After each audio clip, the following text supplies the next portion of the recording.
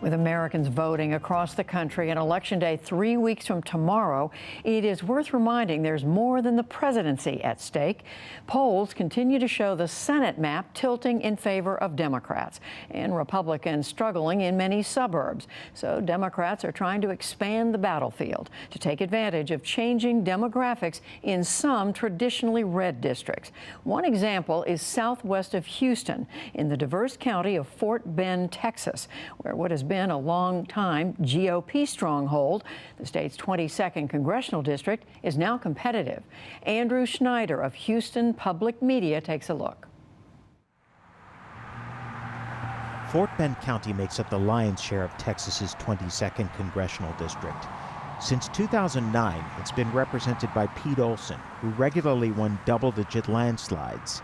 That is until 2018, when he eked out a 5-point win over this man. Randomly knocking on doors or calling. Sri Preston Kulkarni is a 14-year veteran of the Foreign Service. He's once again the Democratic nominee, but this time he's running for an open seat. Pete Olson is retiring, and most analysts rate Texas 22nd as a toss-up. We are campaigning in 27 different languages, trying to run the most inclusive campaign ever in Texas history. Kulkarni was born in 1978, 2 years after the last time Democrats carried Texas in a presidential election. The prime issues of his campaign are fighting the pandemic and protecting health care, but he also focuses on the need to help small businesses and reopen schools safely, issues that could help him appeal to independents and dissatisfied Republicans. We have problems with our economy. 1 in 6 small businesses here have failed this year alone. We have problems with education. Our families are concerned that their children aren't going to get a proper education this year if we don't do something about the coronavirus. We repeatedly sought an interview with Kulkarni's Republican opponent, Fort Bend County Sheriff Troy Nails, but received no response. But we spoke with one of Nails' supporters, small business owner Ramana Reddy.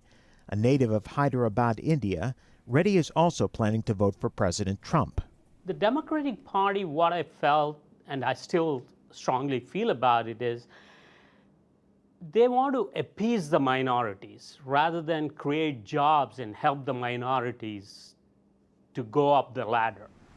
Most demographers believe it's only a matter of decades before most of Texas looks like Fort Bend. The question is how long before the state's politics follow. If and when the state does turn blue, it's likely to be because of places like Fort Bend County. For the PBS NewsHour, I'm Andrew Schneider in Sugar Land, Texas.